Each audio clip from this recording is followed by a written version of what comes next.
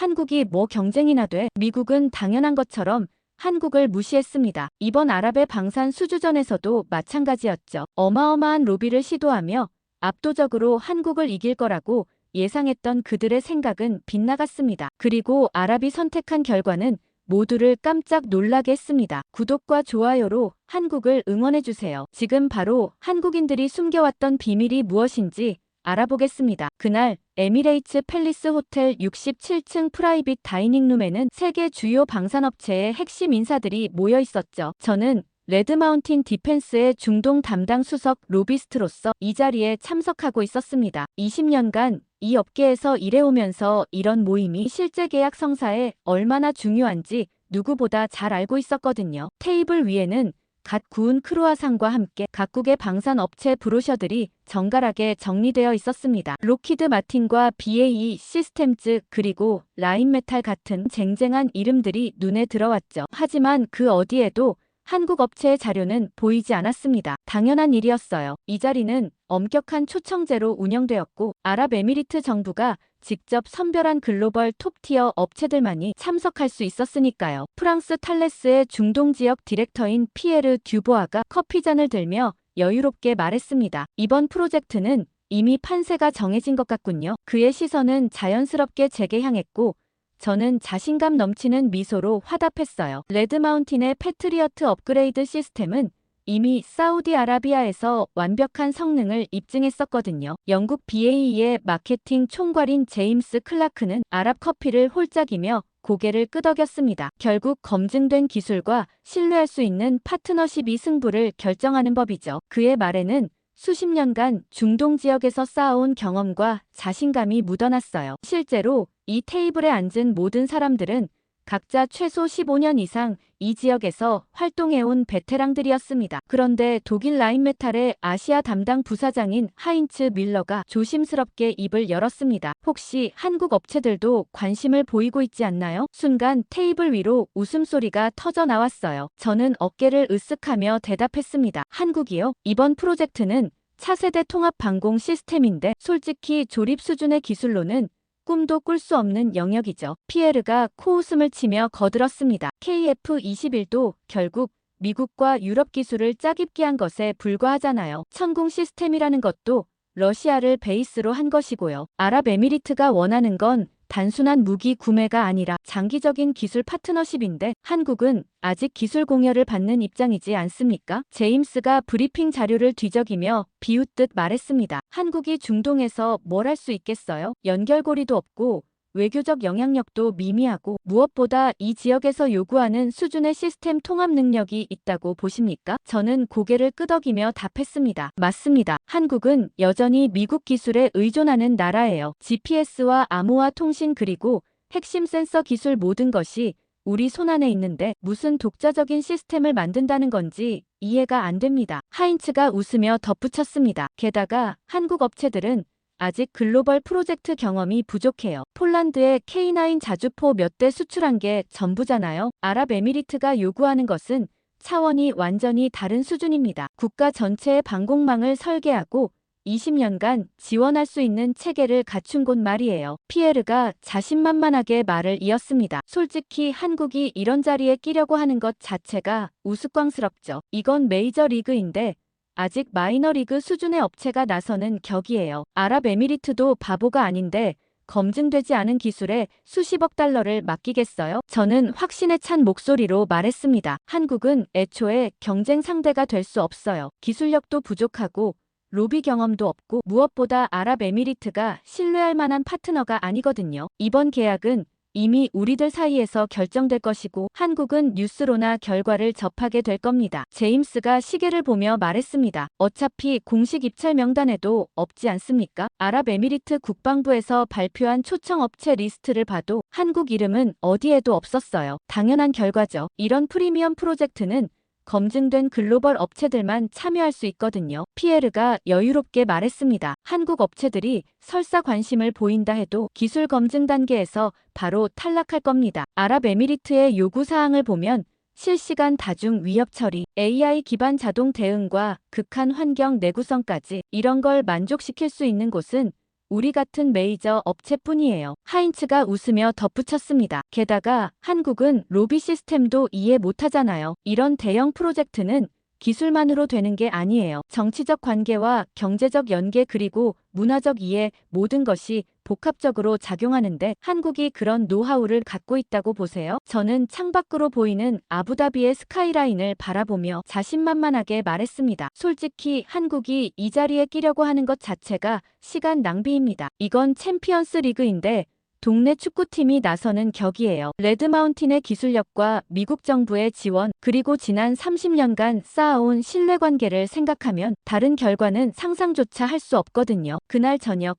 아부다비 국방부 청사에서 열린 만찬은 그야말로 화려했습니다. 아랍에미리트의 국방차관 알-라하얀 셰이크를 비롯해 주요군 간부들과 초청받은 방산업체 대표들이 한자리에 모였죠. 저는 레드마운틴을 대표해 이 자리에 참석했는데 솔직히 말하면 이미 반은 성사된 계약을 축하하는 자리처럼 느껴졌습니다. 만찬장 입구에는 각국 방산업체들의 로고가 새겨진 플래카드가 걸려 있었어요. 미국과 프랑스 또 영국 그리고 독일과 이탈리아의 국기들이 나란히 펄럭이고 있었죠. 하지만 거기에 한국 국기는 없었습니다. 당연한 일이었어요. 공식 초청 명단에 없는 나라의 국기가 걸릴 이유는 없었으니까요. 알-나하얀 셰이크가 환영사를 하며 말했습니다. 오늘 이 자리에는 세계 최고 수준의 방산업체들이 모였습니다. 아랍에미리트의 미래 방위를 책임질 진정한 파트너들이죠. 그의 시선이 우리 테이블을 훑으며 지나갔고 저는 자연스럽게 미소를 지었어요. 이런 공식적인 자리에서 나오는 말들은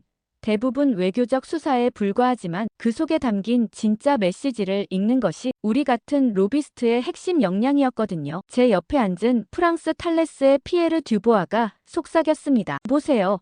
한국은 여기 있지도 않잖아요. 애초에 게임에 참가할 자격조차 없다는 뜻이죠. 저는 고개를 끄덕이며 답했어요. 당연한 결과입니다. 이런 프리미엄 프로젝트에는 검증된 업체들만 초청받을 수 있거든요. 한국이 설사 뒤늦게 관심을 보인다 해도 소용없어요. 이미 우리들 사이에서 경쟁이 벌어지고 있는 상황인데 갑자기 끼어들 여지는 없죠. 게다가 아랍에미리트는 전통적으로 서구 기술을 선호해왔고 특히 미국과의 관계를 중시하고 있어요. 저는 자신감에 찬 목소리로 말했습니다. 한국은 아직 이런 레벨의 게임을 이해하지 못해요. 이번 프로젝트는 단순한 무기 판매가 아니라 국가 간 전략적 파트너십을 구축하는 일입니다. 기술 이전과 공동 개발 그리고 장기 지원 체계 이 모든 것을 종합적으로 제공할 수 있는 곳은 한정되어 있어요. 솔직히 한국이 그런 능력을 갖췄다고 보십니까? 만찬이 진행되면서 아랍에미리트 측 관계자들과의 비공식 대화가 이어졌습니다. 국방부 조달청장인 알-막툼 소장이 제게 다가와 말했어요. 레드마운틴의 제안서를 검토해봤는데 기술적 완성도가 인상적이군요. 특히 다층 방어 체계와 AI 통합 부분이 우리가 원하는 방향과 일치합니다. 저는 정중하게 답했습니다. 감사합니다. 저희는 이미 사우디아라비아와 카타르에서 유사한 시스템을 성공적으로 운용하고 있어서 아랍에미리트의 특수한 요구사항도 충분히 반영할 수 있을 것으로 확신합니다. 알-막툼 소장이 고개를 끄덕이며 말했죠. 그런 실전 경험이야말로 가장 중요한 자산이에요. 그때 알-막툼 소장이 조심스럽게 물었습니다. 혹시 아시아 업체들 중에서도 관심을 보이는 곳이 있나요? 순간 저와 피에르는 서로 눈빛을 교환했어요. 저는 부드러운 미소를 지으며 답했습니다. 아시아라고 하시면 일본이나 한국을 말씀하시는 건가요? 솔직히 그쪽 업체들은 아직 이런 수준의 프로젝트를 감당하기에는 역부족이라고 봅니다. 피에르가 거들었습니다. 특히 한국의 경우 아직 독자적인 핵심 기술이 부족해요. 대부분 미국이나 유럽 기술을 라이선스 생산하는 수준이거든요. KF-21만 봐도 엔진은 미국 것, 레이더는 이스라엘 기술을 베이스로 한 것이고요. 이런 상황에서 어떻게 독립적인 시스템을 제공할 수 있겠어요? 한국은 여전히 기술 수입국의 지위를 벗어나지 못했다고 봅니다. 저는 확신에 찬 목소리로 덧붙였습니다. 게다가 한국은 중동 지역에서의 경험이 전무하다시피 해요. 사막 환경의 특수성과 현지 운용진의 특성 그리고 정치적 고려사항 이런 것들을 이해하려면 최소 10년은 걸릴 텐데요. 이런 프로젝트는 기술만으로 되는 게 아니에요. 문화적 이해와 지역적 전문성이 필수적이거든요. 알-막툼 소장이 관심 있다는 표정으로 물었습니다. 그렇다면 한국 업체들이 이번 프로젝트에 참여할 가능성은 낮다고 보시는군요. 저는 단호하게 답했습니다. 사실상 불가능하다고 봅니다. 애초에 공식 초청도 받지 못했고 기술적 요구사항을 만족시킬 능력도 의문스럽거든요. 한국은 아직 폴란드나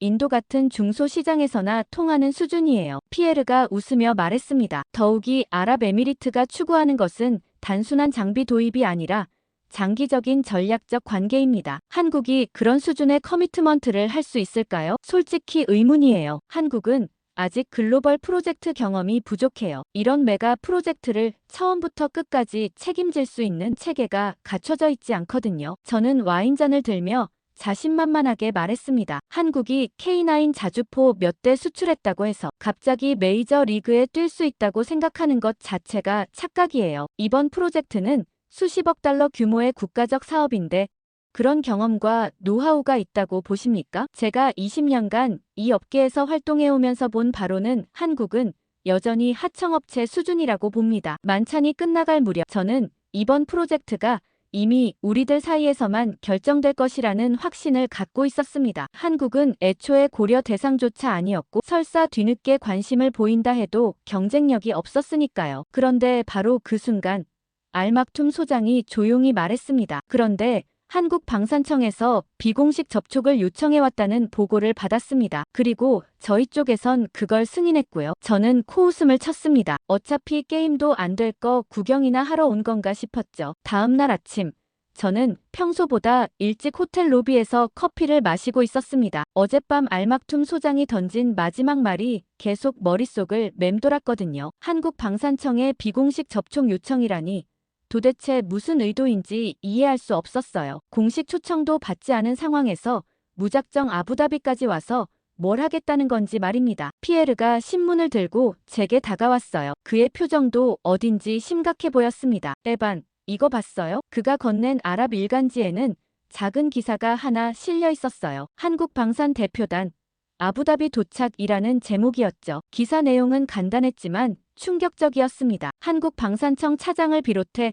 한화시스템, LI지넥스원, KAI 등 주요 방산업체 임원들이 어제 아부다비 국제공항에 도착했다는 내용이었어요. 저는 어이없다는 표정으로 말했습니다. 정말 왔네요. 초청도 받지 않았으면서 무슨 배짱으로 온 거죠? 피에르가 고개를 저으며 답했어요. 이해할 수 없어요. 보통 이런 메가 프로젝트는 사전에 충분한 협의와 준비 과정을 거쳐야 하는데 갑자기 나타나서 뭘 할 수 있겠어요? 하지만 저는 묘한 불안감을 느끼고 있었습니다. 한국이 이렇게 무모하게 행동할 리가 없었거든요. 분명 뭔가 계산이 있을 텐데 그게 무엇인지 알 수 없어서 더욱 불편했어요. 피에르가 커피를 마시며 말했습니다. 아마 언론 플레이용이겠죠. 한국 국내에서 우리도 노력하고 있다는 모습을 보여주려는 것 같아요. 실제로는 아무것도 할 수 없으면서 말이에요. 그런데 바로 그때 호텔 로비 한쪽에서 낯익은 얼굴들이 보였습니다. 정장을 입은 동양인 남성 여러 명이 조용히 대화를 나누고 있었어요. 그들의 움직임은 관광객이나 일반 출장객과는 확연히 달랐습니다. 체계적이고 목적의식이 뚜렷해 보였죠. 저는 피에르의 팔을 살짝 건드리며 말했어요. 저기 보이는 사람들이 한국 대표단인 것 같은데요. 피에르가 그쪽을 힐끗 보더니 비웃음을 지었습니다. 정말 왔네요. 그런데 저기서 뭘 할 수 있을까요? 공식 미팅 일정도 없을 텐데 말이에요. 저는 고개를 끄덕이며 답했어요. 맞습니다. 아랍에미리트 국방부가 공식적으로 초청하지 않은 업체와 미팅을 할 이유가 없거든요. 하지만 제 예상과 달리 한국 대표단의 움직임은 생각보다 체계적이었습니다. 오후쯤 되자 그들이 호텔을 떠나는 모습이 보였어요. 여러 대의 검은색 세단에 나누어 타고 시내 쪽으로 향했죠. 저는 호기심을 참을 수 없어 피에르에게 말했습니다. 저들이 어디로 가는지 확인해 볼까요? 그날 저녁 저희가 알게 된 사실은 꽤 놀라웠습니다. 한국 대표단이 아랍에미리트 현지 방산업체들과 비공식 미팅을 가졌다는 소식이었어요. 공식적인 정부 간 채널이 아닌 민간 기업 차원에서의 접촉이었죠. 더욱 놀라운 건 그들이 기술 시연 자료를 준비해왔다는 점이었습니다. 피에르가 당황한 표정으로 말했습니다. 기술 시연이라니요? 공식 입찰 절차도 없는 상황에서 무슨 시연을 한다는 건가요? 저도 이해할 수 없었어요. 보통 이런 프로젝트에서는 먼저 정부 간 기본 합의가 이루어진 후에 기술적 검토 단계로 넘어가는 것이 일반적인 절차였거든요. 하지만 한국 대표단의 행보는 기존의 관례를 완전히 무시하고 있었습니다. 그들은 정치적 로비나 외교적 접촉보다는 순수하게 기술적 우수성에만 집중하는 모습을 보였어요. 이는 저희가 지금까지 경험해 본 적 없는 완전히 새로운 접근 방식이었죠. 저는 점점 불안해지기 시작했습니다. 한국의 이런 움직임이 단순한 홍보용 퍼포먼스가 아닐 수도 있다는 생각이 들었거든요. 특히 그들이 현지 업체와의 협력을 통해 우회적으로 접근하려는 전략은 나름대로 치밀해 보였어요. 그날 밤 저는 한국 방산업체들의 최근 동향을 다시 한번 점검해봤습니다. KF21의 해외 수출성과 K9 자주포의 폴란드 계약, 천궁 시스템의 사우디 관심 등등 하나하나 따져보니 제가 무시하던 사이 꽤나 빠르게 발전하고 있다는 사실을 인정하지 않을 수 없었어요. 하지만 저는 여전히 확신하고 있었습니다. 아무리 한국의 기술이 발전했다 해도 이번 프로젝트만큼은 다르다고요. 차세대 통합 방공 시스템은 단순한 개별 무기 체계가 아니라 국가 전체의 방어망을 재구축하는 초대형 프로젝트였거든요. 이런 규모의 사업을 성공적으로 수행할 수 있는 업체는 전 세계적으로도 손에 꼽혔어요. 그런데 다음날 아침 더욱 충격적인 소식이 들려왔습니다. 아랍에미리트 측에서 한국 대표단에게 비공식 기술 검토 미팅을 제안했다는 것이었어요. 이는 사실상 한국을 잠재적 경쟁자로 인정한다는 의미였죠. 그러면서 예상치 못한 국면으로 접어들어갔습니다. 그날 아부다비에서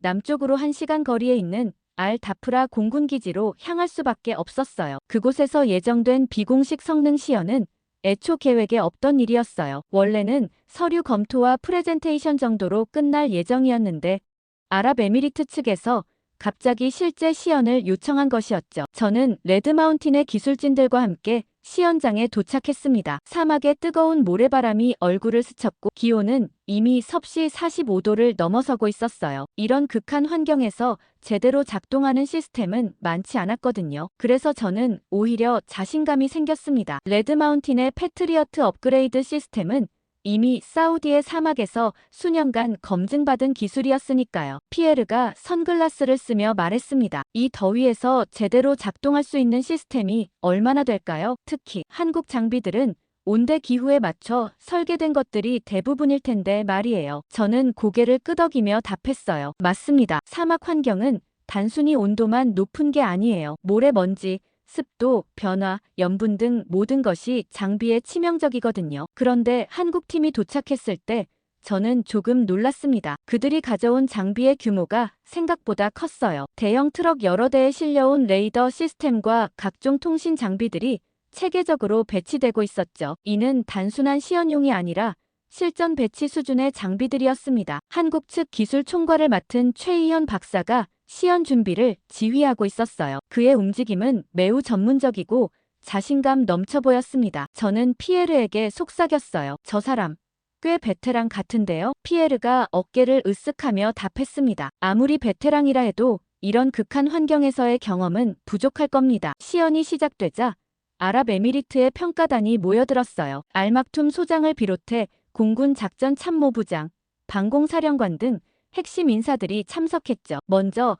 저희 레드마운틴 시스템의 시연이 진행되었습니다. 패트리어트 업그레이드 시스템은 예상대로 안정적인 성능을 보여줬어요. 다중 표적 동시 추적, 실시간 위협 판별, 자동 요격 시퀀스 모든 것이 완벽하게 작동했습니다. 저는 만족스러운 표정으로 평가단을 바라봤어요. 알막툼 소장이 고개를 끄덕이며 말했습니다. 역시 검증된 시스템답군요. 안정성과 신뢰성이 인상적입니다. 저는 자신감 넘치는 목소리로 답했죠. 감사합니다. 저희 시스템은 이미 전 세계 12개국에서 운용되고 있어서 어떤 환경에서도 최고의 성능을 보장할 수 있습니다. 이제 한국팀의 차례였습니다. 솔직히 저는 큰 기대를 하지 않았어요. 아무리 준비를 잘해왔다 해도 이런 실전 환경에서는 예상치 못한 문제들이 발생하기 마련이었거든요. 특히 사막의 모래 먼지와 극한 온도는 대부분의 전자장비에 치명적이었으니까요. 그런데 한국 시스템이 가동되기 시작하자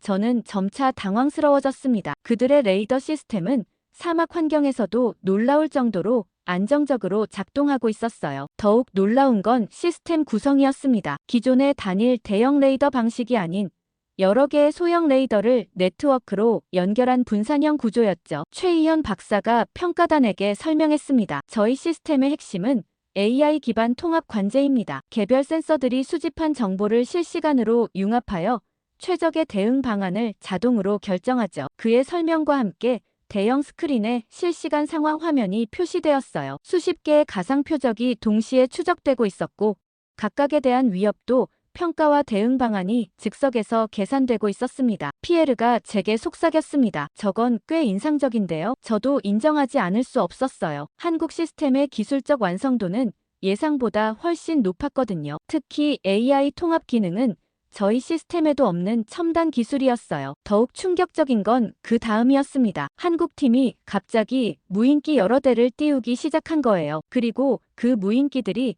기존 방공 시스템과 완벽하게 연동되어 공중 감시망을 구축하는 모습을 보여줬죠. 이는 단순한 방공 시스템을 넘어선 차세대 통합 방어 체계였습니다. 알막툼 소장의 표정이 점점 진지해졌어요. 그가 최희현 박사에게 물었습니다. 이 시스템의 확장성은 어느 정도입니까? 최 박사가 자신있게 답했죠. 모듈러 구조로 설계되어 있어서 필요에 따라 무제한 확장이 가능합니다. 또한 기존 장비와의 호환성도 완벽하게 보장됩니다. 저는 점점 불안해지기 시작했습니다. 한국 시스템이 보여주는 기술력은 분명히 인상적이었어요. 하지만 저는 여전히 의문을 품고 있었습니다. 시연은 시연일 뿐이고 실제 운용에서는 다른 문제들이 발생할 수 있거든요. 피에르에게 속삭였어요. 아무리 시연이 좋아도 실전 검증이 부족하잖아요. 그런데 바로 그때 예상치 못한 상황이 벌어졌습니다. 갑작스러운 모래 폭풍이 시연장을 덮친 것이었어요. 순식간에 시야가 거의 차단되고 모든 장비들이 극한 상황에 노출되었죠. 이런 때야말로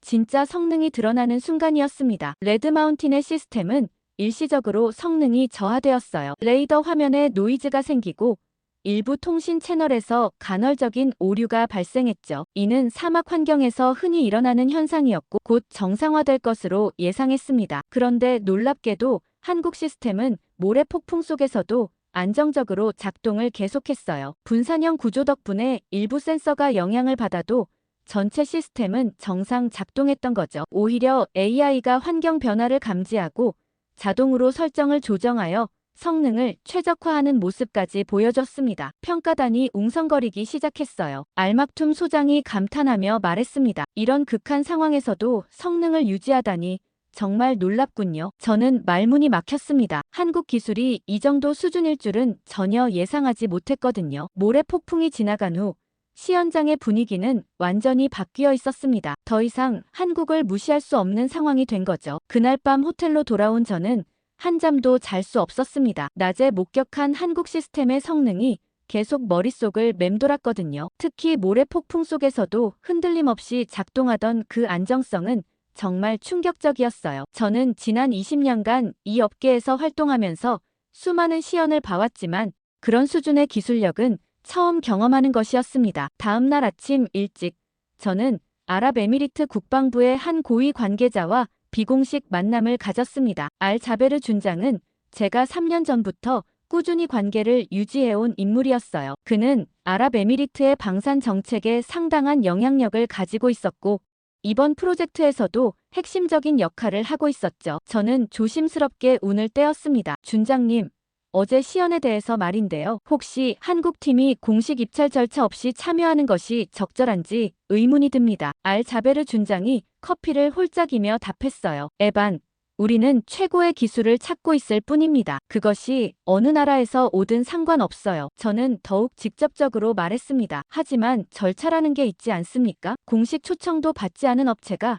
갑자기 나타나서 시연을 하는 것은 공정성에 문제가 있다고 봅니다. 다른 참여 업체들에게도 형평성 차원에서 바람직하지 않고요. 알자베르 준장의 표정이 약간 굳어졌어요. 에반, 당신이 걱정하는 건 공정성이 아니라 경쟁이겠죠? 그의 말이 날카롭게 가슴에 박혔습니다. 저는 당황하며 답했어요. 그런 뜻이 아닙니다. 단지 기존에 합의된 절차를 지키는 것이 모든 당사자에게 좋다는 말씀을 드린 것뿐이에요. 준장이 차가운 목소리로 말했습니다. 에반, 우리는 무기를 사는 것이 아니라 미래를 선택하는 겁니다. 기존 절차나 관례보다는 실제 성능과 기술력이 우선이에요. 어제 시연에서 한국 시스템이 보여준 것은 분명히 인상적이었거든요. 저는 마지막 카드를 꺼내들었습니다. 하지만 준장님, 검증되지 않은 기술에 국가의 안보를 맡기는 것은 위험하지 않습니까? 레드마운틴 시스템은 이미 전 세계에서 수년간 검증받은 기술입니다. 신뢰성 면에서는 비교할 수 없을 정도로 우수하죠. 알자베르 준장이 일어서며 말했습니다. 에반, 당신의 우려는 이해합니다. 하지만 우리의 결정은 우리가 내릴 겁니다. 더 이상 이런 압박은 하지 말아주세요. 그는 그렇게 말하고는 자리를 떠났어요. 저는 혼자 앉아서 쓴 커피를 마시며 절망감을 느꼈습니다. 오후에는 피에르와 함께 업계 관계자들과의 조찬 모임을 가졌어요. 다른 서구 방산업체들도 한국의 등장을 우려하고 있었거든요. 하지만 여전히 대부분은 한국을 깔보는 분위기였습니다. 영국 BAE의 지역 담당자가 말했어요. 어제 시연은 인상적이었지만 그게 전부일 겁니다. 실제 계약 단계에서는 정치적 고려사항이 더 중요하거든요. 한국이 아랍에미리트와 어떤 전략적 관계를 맺고 있나요? 거의 없다시피 하잖아요. 독일 라인메탈의 대표도 거들었습니다. 맞습니다. 방산업계는 단순히 기술만으로 결정되는 곳이 아니에요. 정치적 연대, 경제적 협력, 외교적 관계, 이 모든 것이 복합적으로 작용하죠. 한국은 그런 면에서 한계가 명확해요. 저는 그들의 말에 동의하면서도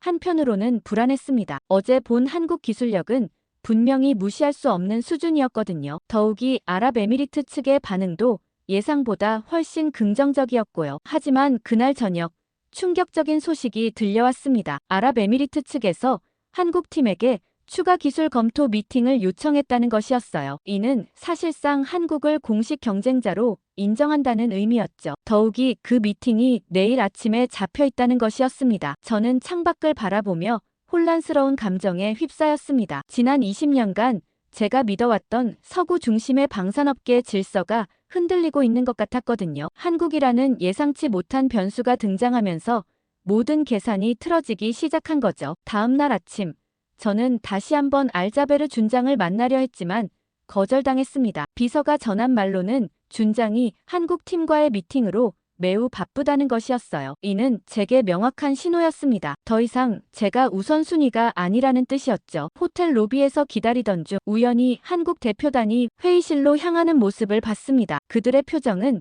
자신감으로 가득 차 있었어요. 특히 최희현 박사의 침착하고 확신에 찬 모습은 저에게 묘한 위기감을 안겨줬습니다. 그날 저녁 아부다비 그랜드 호텔에서 열린 국제방산 전시회 리셉션은 업계의 주요 인사들이 모두 모이는 자리였습니다. 저는 평소와 다름없이 각국 대표들과 네트워킹을 하며 분위기를 파악하고 있었어요. 하지만 오늘은 뭔가 달랐습니다. 사람들의 시선이 자꾸만 한쪽으로 향하고 있었거든요. 바로 한국 대표단이 있는 쪽이었습니다. 그들은 리셉션장 한 모퉁이에서 조용히 대화를 나누고 있었는데 주변에서는 호기심 어린 시선들이 계속 향하고 있었어요. 특히 오늘 오후 미팅에서 어떤 일이 있었는지에 대한 궁금증이 업계 전체에 퍼져 있었죠. 저는 샴페인을 들고 피에르와 함께 한국 대표단 쪽으로 천천히 다가갔습니다. 솔직히 말하면 직접 대화를 나눠보고 싶었어요. 어제 시연에서 본 그들의 기술력이 정말 실력인지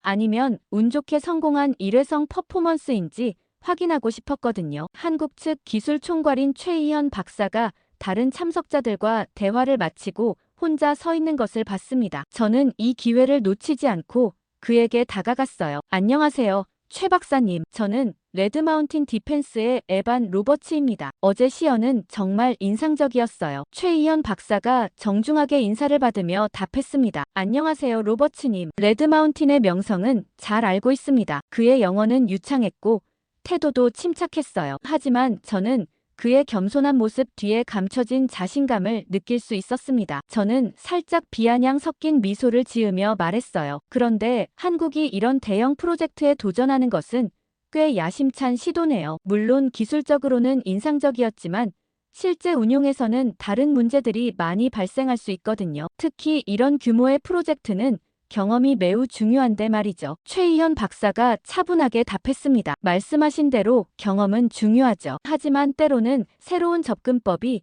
기존의 한계를 돌파할 수 있다고 생각합니다. 저희는 다른 관점에서 이 문제에 접근하고 있어요. 그의 대답에는 어떤 도전적인 뉘앙스가 담겨 있었습니다. 저는 피식 웃으며 말했어요. 새로운 접근법이라 흥미롭네요. 하지만 방산업계는 혁신보다는 안정성을 더 중시하는 분야거든요. 아랍에미리트 같은 국가에서는 특히 검증된 기술을 선호하죠. 20년 전에도 비슷한 혁신적 시도들이 있었지만 대부분 실패로 끝났어요. 최희연 박사의 표정은 여전히 담담했습니다. 물론 안정성은 중요합니다. 하지만 기술의 발전 속도를 고려하면 과거의 검증만으로는 미래의 위협에 대응하기 어려울 수도 있죠. 저희는 그런 미래를 준비하는 기술을 개발하고 있습니다. 그 순간 리셉션장의 대형 스크린에 각 업체들의 시연 영상이 상영되기 시작했어요. 먼저 레드마운틴의 패트리어트 시스템 영상이 나왔고 이어서 탈레스, BAE의 시스템들이 차례로 소개되었죠. 마지막에 한국 시스템의 영상이 나왔을 때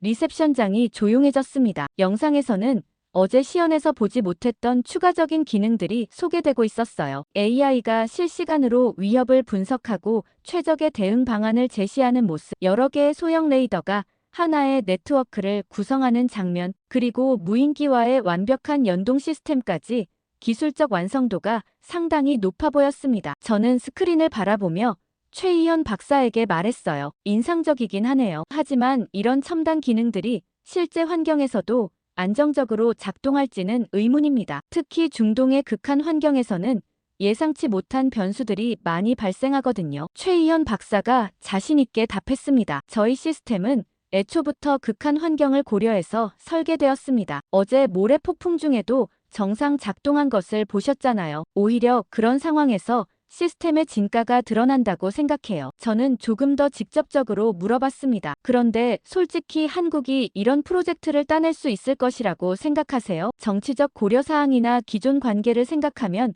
쉽지 않을 텐데요. 피에르가 제 옆에서 고개를 끄덕이며 거들었어요. 맞습니다. 이런 대형 프로젝트는 기술만으로 결정되는 게 아니거든요. 최희연 박사가 잠시 생각하더니 답했습니다. 저희는 최선을 다할 뿐입니다. 결과가 어떻게 나올지는 아직 모르지만 적어도 저희의 기술력은 충분히 보여드렸다고 생각해요. 그리고 아랍에미리트가 정말로 최고의 기술을 원한다면 저희에게도 기회가 있을 것이라고 믿습니다. 그때 알막툼 소장이 한국 대표단 쪽으로 다가오는 것이 보였어요. 그는 최희연 박사와 악수를 나누며 뭔가 진지한 대화를 나누기 시작했습니다. 저는 그 모습을 보며 묘한 불안감을 느꼈어요. 기술적으로는 인정할 만하지만 아직 전체적인 판세가 바뀐 것은 아니라고 생각했죠. 하지만 속으로는 점점 더 불안해지고 있었습니다. 한국 팀의 자신감과 아랍에미리트 측의 관심도를 보면 이들이 단순한 들러리가 아닐 수도 있다는 생각이 들었거든요. 특히 최희연 박사와의 대화에서 느낀 그들의 준비 정도는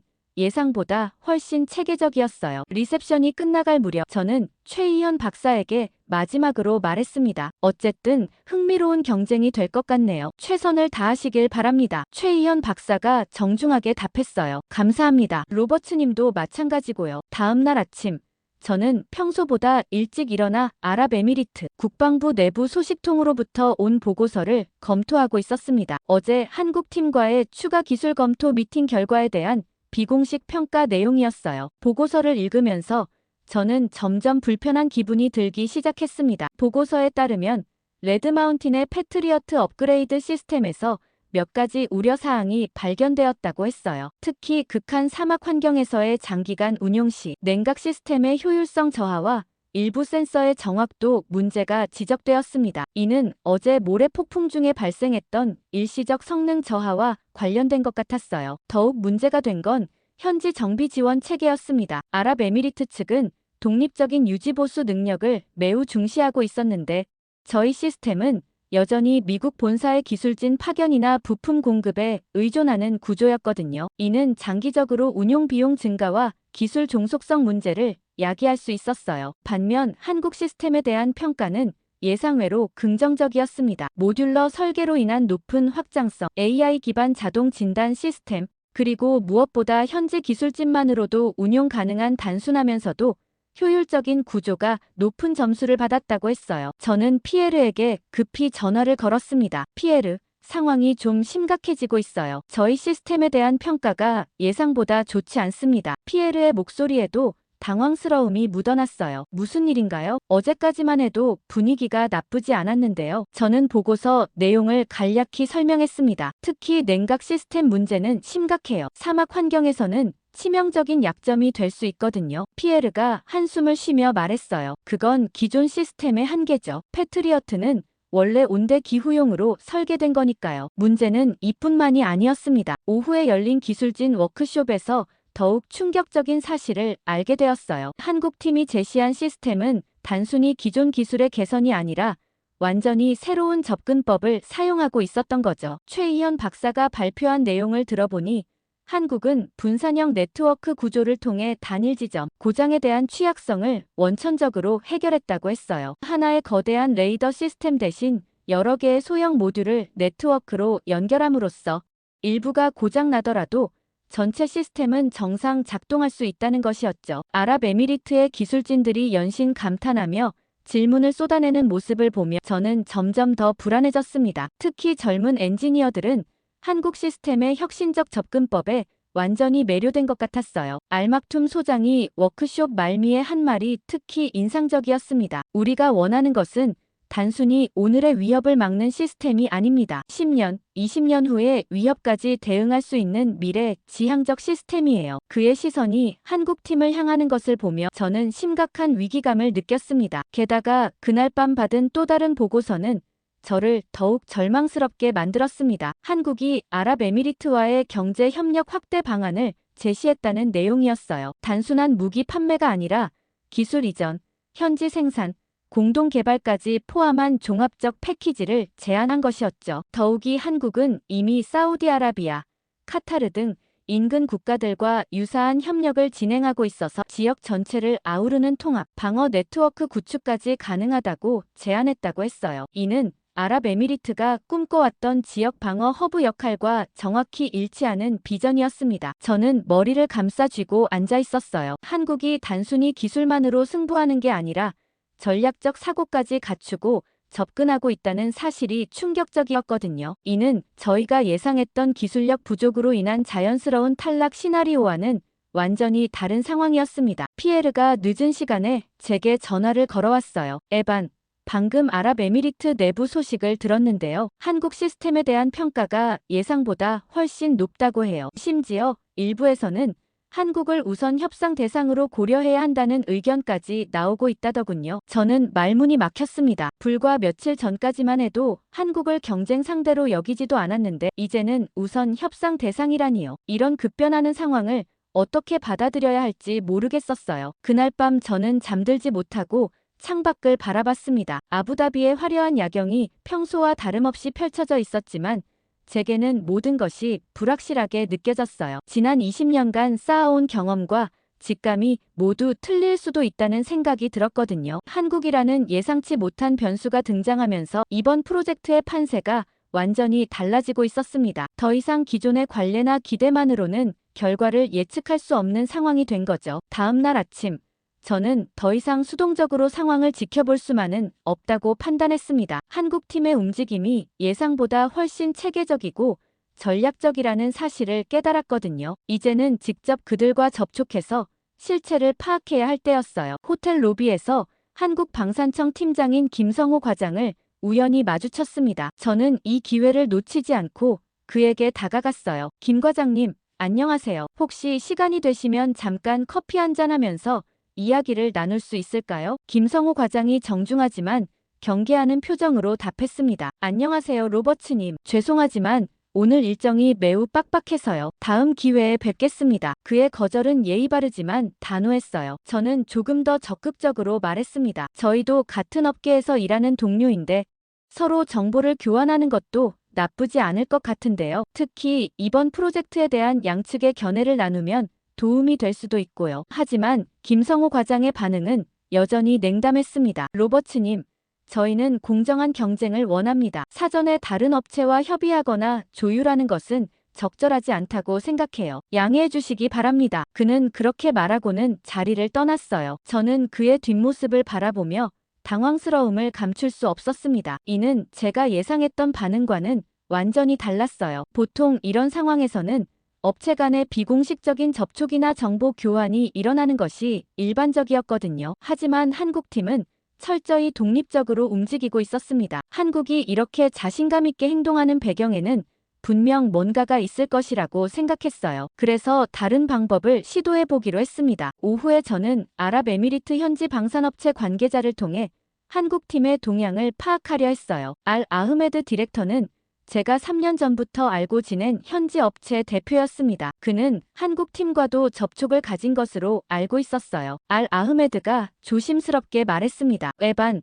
한국팀은 다른 서구 업체들과는 접근 방식이 완전히 달라요. 그들은 로비나 정치적 접촉보다는 순수하게 기술적 우수성에만 집중하고 있어요. 그의 말을 들으며 저는 한국의 전략을 조금씩 이해하기 시작했습니다. 더욱 놀라운 건 한국이 이미 이스라엘, 터키, 심지어 유럽의 일부 방산업체들과도 기술 협력을 논의하고 있다는 사실이었어요. 이들은 단독으로 프로젝트를 수행하는 것이 아니라 글로벌 파트너십을 구축하고 있었던 거죠. 알 아흐메드가 계속 설명했습니다. 특히 이스라엘의 엘타 시스템즈와는 이미 상당한 수준의 기술 공유가 이루어지고 있어요. 한국의 AI 기술과 이스라엘의 센서 기술이 결합되면 정말 강력한 시너지가 날 것 같더군요. 저는 점점 더 불안해졌습니다. 한국이 단순히 혼자 싸우는 것이 아니라 전략적 연합을 구축하고 있다는 사실이 충격적이었거든요. 이는 기존 서구 중심의 방산업계 질서에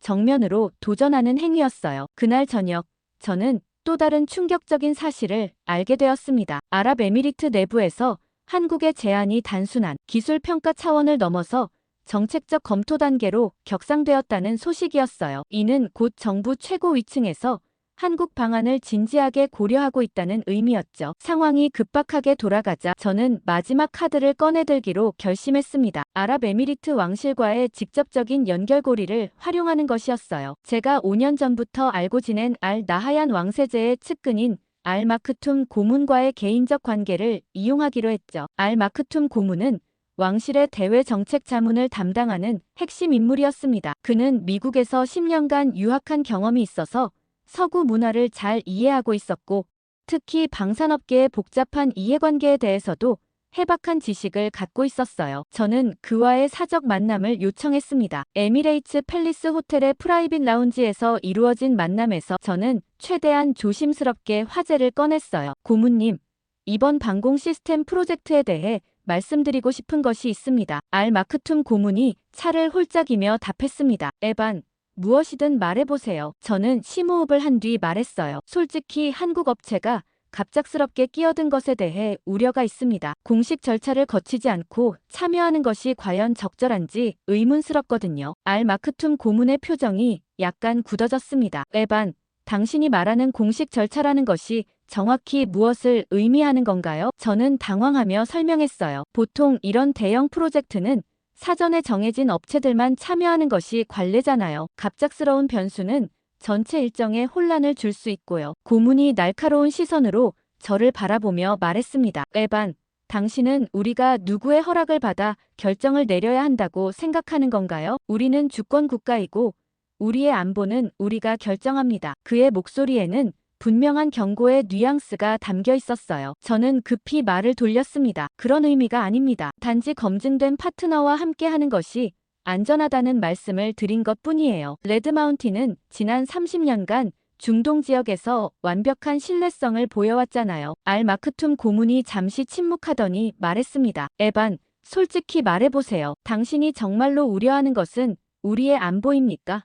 아니면 당신들의 이익입니까? 그의 질문이 날카롭게 가슴에 박혔어요. 저는 말문이 막혔습니다. 그때 고문이 계속 말했습니다. 어제 왕세제 전하께서 한국 시스템에 대한 상세 브리핑을 받으셨어요. 그리고 매우 인상 깊어하셨습니다. 특히 미래 지향적 접근법과 기술 독립성 확보 방안에 대해서요. 저는 점점 더 절망적인 기분이 들었어요. 저는 마지막으로 시도해봤습니다. 하지만 고문님, 한국은 아직 이런 대규모 프로젝트의 경험이 부족하지 않습니까? 혹시 문제가 발생하면 누가 책임을 질 수 있을까요? 미국과 같은 강력한 정부 지원도 없고요. 그 순간 고문의 휴대폰이 울렸습니다. 잠깐 통화를 마친 후 그가 제게 말했어요. 지금 왕세제 전하께서 저를 부르고 계십니다. 한국 프로젝트 관련해서 긴급히 논의할 사안이 있다고 하시네요. 저는 마지막으로 부탁했습니다. 고문님, 혹시 가능하시다면 왕세제께 저희의 입장도 전달해 주실 수 있을까요? 알 마크툼 고문이 일어서며 말했습니다. 에반,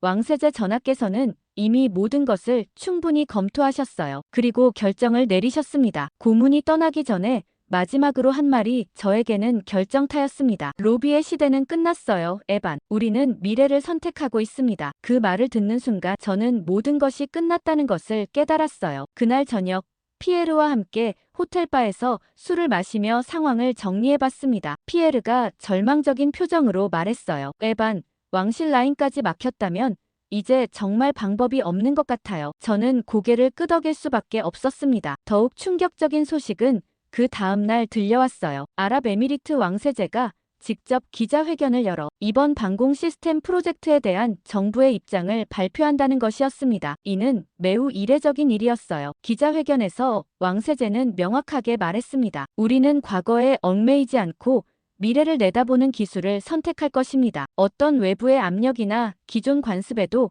굴복하지 않을 것이며 순수하게 우리 국가와 국민에게 최선인 선택을 할 것입니다. 그의 발언은 명백히 기존 서구 업체들의 접근 방식을 비판하는 것이었어요. 특히 로비나 압력에 의존하는 구시대적 방식은 더 이상 통하지 않는다는 부분은 저에게 직접적인 타격이었습니다. 기자회견이 끝난 후 저는 완전히 절망에 빠졌어요. 왕세제의 발언은 사실상 한국 선택을 기정사실화하는 것 같았거든요. 더욱이 그의 말 속에는 기존 서구 중심 질서에 대한 강한 거부감이 담겨 있었어요. 상황이 이렇게까지 악화되자 저는 더 이상 개인적 차원에서 해결할 수 있는 문제가 아니라는 것을 깨달았습니다. 이제는 미국 정부 차원의 개입이 필요했어요. 저는 급히 아부다비 주재 미국 대사관에 연락을 취했습니다. 군사무관인 존 밀러 대령과의 만남은 대사관 내 보안구역에서 이루어졌어요. 밀러 대령은 제가 3년 전부터 알고 지낸 인물로 중동 지역의 군사 협력 업무를 담당하고 있었습니다. 그는 이번 상황의 심각성을 잘 이해하고 있었어요. 대령님,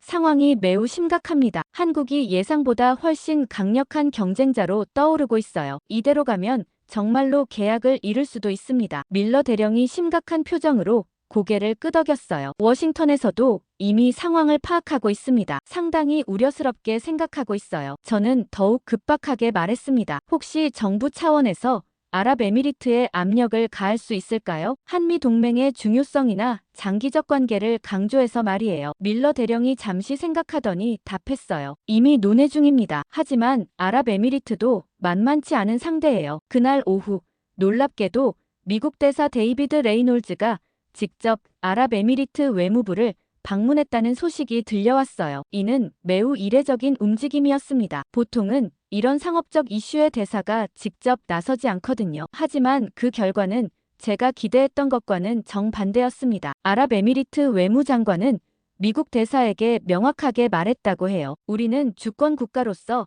독립적인 판단을 할 권리가 있습니다. 어떤 외부 압력도 받아들이지 않을 것입니다. 더욱 충격적인 건 그 다음이었어요. 아랍에미리트 측에서 오히려 미국의 압력 시도를 공개적으로 비판하기 시작한 것이었습니다. 현지 언론에는 주권 침해 시도라는 제목의 기사들이 나오기 시작했고 여론도 급격히 악화되었어요. 설상가상으로 이런 상황이 오히려 한국에게 유리하게 작용하고 있었어요. 아랍에미리트 국민들 사이에서는 외부 압력에 굴복하지 않는 정부에 대한 지지가 높아지고 있었고 한국은 압력을 가하지 않는 정직한 파트너로 인식되기 시작했거든요. 저는 절망적인 기분이 들었습니다. 제가 시작한 일이 이렇게 큰 외교적 파장을 일으킬 줄은 몰랐거든요. 더욱이 모든 대응이 오히려 한국에게 유리하게 작용하고 있었어요. 그 주말 워싱턴에서 내려온 최종 지시는 더욱 절망적이었어요. 추가적인 압력 시도는 중단하고 상황을 더 이상 악화시키지 말라는 것이었습니다. 이는 사실상 포기 선언이나 다름없었어요. 저는 호텔방에 혼자 앉아 지난 며칠간의 일들을 되돌아봤습니다. 미국이라는 강력한 국가의 지원을 받고도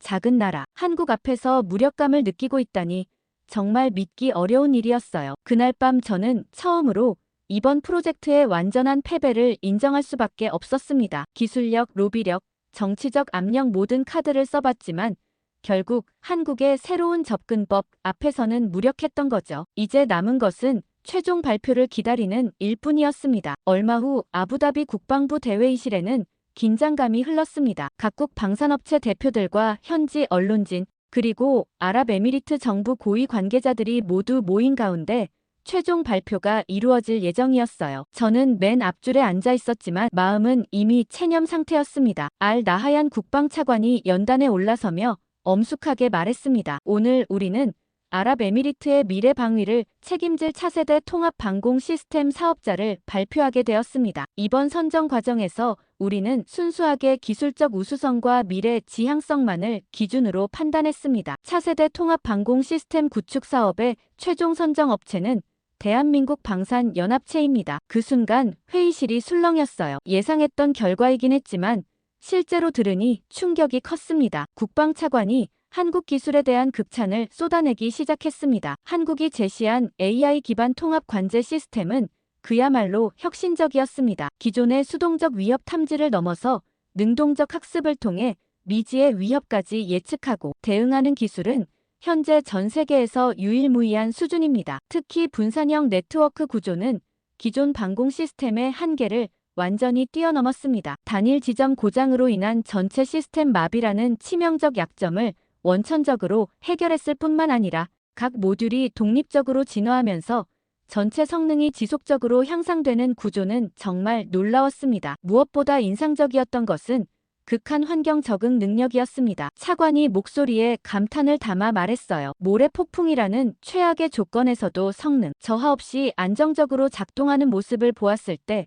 우리는 확신했습니다. 이것이야말로 사막 국가인 우리에게 필요한 진짜 기술이라고 말입니다. 한국의 모듈러 설계 철학도 탁월했습니다. 필요에 따라 무제한 확장이 가능하면서도 기존 장비와의 완벽한 호환성을 보장하는 구조는 장기적 운용, 비용을 획기적으로 절감할 수 있게 해줍니다. 이는 단순한 기술적 성취를 넘어선 경제적 혁신이기도 합니다. 더욱 놀라운 것은 한국이 제시한 미래 비전이었습니다. 차관이 계속 설명했어요. 이들은 10년, 20년 후의 위협 환경까지 고려한 발전 로드맵을 제시했습니다. 양자 레이더 대응, 하이퍼소닉 미사일 요격, 심지어 우주 기반 위협까지 대비할 수 있는 확장성을 갖춘 시스템 설계는 가히 미래지향적이라 할 수 있습니다. 한국연합체가 보여준 기술 독립성 확보 방안 역시 우리의 국가 전략과 완벽하게 부합했습니다. 단순한 무기 도입이 아니라 핵심 기술의 현지화, 전문 인력 양성, 그리고 지역 방산 생태계 구축까지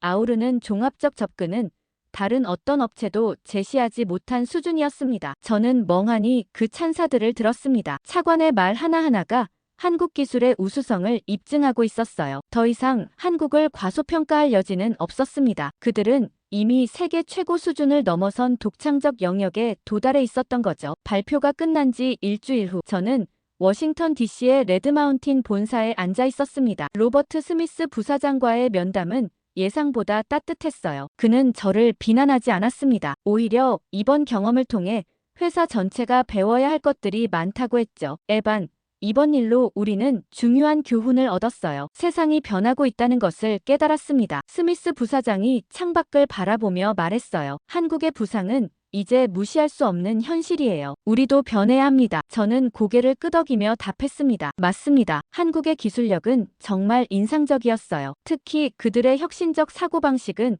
우리가 배워야 할 부분이라고 생각합니다. 스미스 부사장이 제게 의미심장한 미소를 지었어요. 그래서 말인데, 에반, 당신에게 새로운 제안이 있어요. 그가 책상 위의 서류를 제게 밀어주었습니다. 한국과의 기술 협력 가능성을 탐색해보는 건 어떨까요? 당신이 가장 적합한 인물이라고 생각해요. 저는 서류를 들여다보며 놀랐습니다. 한국의 주요 방산업체들과의 잠재적 협력 방안에 대한 예비 검토서였어요. 한화시스템, LIG넥스원, KAI 등의 이름이 보였습니다. 이것은 정말 예상치 못한 제안이었어요. 우리가 그들과 경쟁만 할 이유는 없잖아요. 오히려 협력을 통해 서로 윈윈할 수 있는 방법을 찾아보는 거예요. 스미스 부사장이 설명했습니다. 한국의 혁신적 기술과 우리의 글로벌 네트워크가 결합되면 강력한 시너지를 낼 수 있을 것 같아요. 저는 잠시 생각해봤습니다. 불과 일주일 전만 해도 한국을 경쟁자로만 여겼는데 이제는 파트너로 바라보게 되었다니. 하지만 이상하게도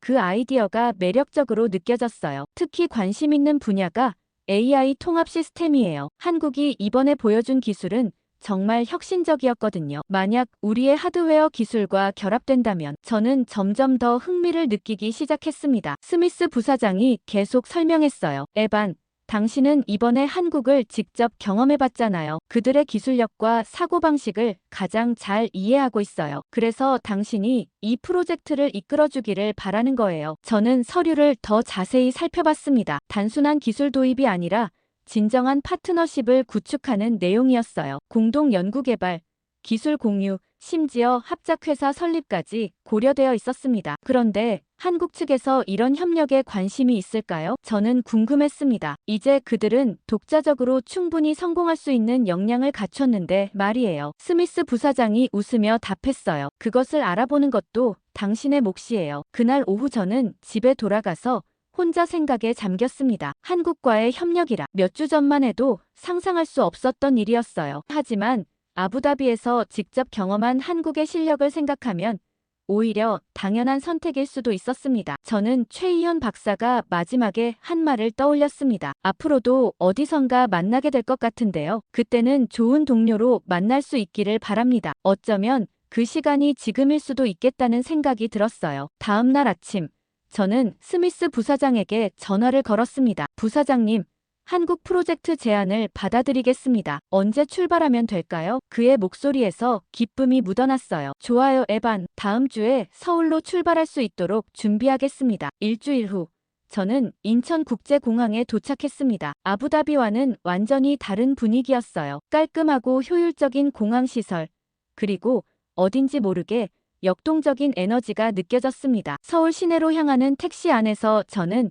창밖 풍경을 바라봤어요. 현대적인 고층 빌딩들과 첨단 기술이 조화를 이루는 모습이 인상적이었습니다. 이 나라가 어떻게 이렇게 빠르게 성장할 수 있었는지 조금은 이해할 수 있을 것 같았어요. 호텔에 체크인한 후 저는 한국방산청에 전화를 걸었습니다. 김성호 과장이었어요. 아부다비에서 만났던 그 사람이었죠. 처음에는 약간 의외라는 반응을 보였지만 곧 정중하게 만남을 약속해 주었습니다. 다음 날 오전, 저는 여의도의 한 카페에서 김성호 과장을 만났습니다. 그는 여전히 신중한 태도를 보였지만 이전보다는 훨씬 열린 자세였어요. 로버츠님, 협력 제안은 흥미롭네요. 구체적으로 어떤 방향을 생각하고 계신가요? 저는 진솔하게 말했습니다. 김 과장님, 솔직히 말하면 아부다비에서 한국의 기술력을 보고 정말 놀랐어요. 이제는 경쟁보다는 협력이 더 현명한 선택이라고 생각합니다. 저희는 진심으로 한국과 파트너가 되고 싶어요. 김성호 과장이 잠시 생각하더니 말했습니다. 로버츠님의 진정성은 느껴집니다. 하지만 협력이라는 것이 쉽지만은 않죠. 서로의 이익을 보장하는 윈윈 구조를 만들어야 하니까요. 저는 고개를 끄덕이며 답했어요. 물론입니다. 저희도 일방적인 관계는 원하지 않아요. 진정한 파트너십을 통해 함께 성장하고 싶습니다. 기술은 함께 나눌 때 더 강해진다고 생각해요. 김성호 과장이 미소를 지으며 말했습니다. 좋은 말씀이네요. 그렇다면 다음 주에 저희 기술진들과 정식 미팅을 가져보는 것이 어떨까요? 최희연 박사도 참석할 예정입니다. 저는 반가운 마음으로 답했어요. 그렇게 해주시면 정말 고맙겠습니다. 최 박사님을 다시 만나게 되어서 기대됩니다. 이번에는 정말 좋은 동료로 만날 수 있을 것 같네요. 카페를 나서며 저는 서울의 거리를 걸어봤습니다. 사람들의 활기찬 모습, 끊임없이 변화하는 도시의 풍경, 그리고 미래를 향한 역동적인 에너지를 느낄 수 있었어요. 이제 저의 새로운 여정이 시작되는 것 같았습니다. 아부다비에서의 패배는 끝이 아니라 새로운 시작이었어요. 이제는 경쟁이 아닌 협력을, 대립이 아닌 상생을 추구하게 되었습니다. 그리고 그것이야말로 진짜 미래였던 것 같아요. 과거에는 무시당할지 모르지만 이제는 어디서든 당당한 대한민국의 모습이었습니다. 오늘 사연에 대해 댓글 많이 달아주시고 끝까지 들어주셔서 감사합니다.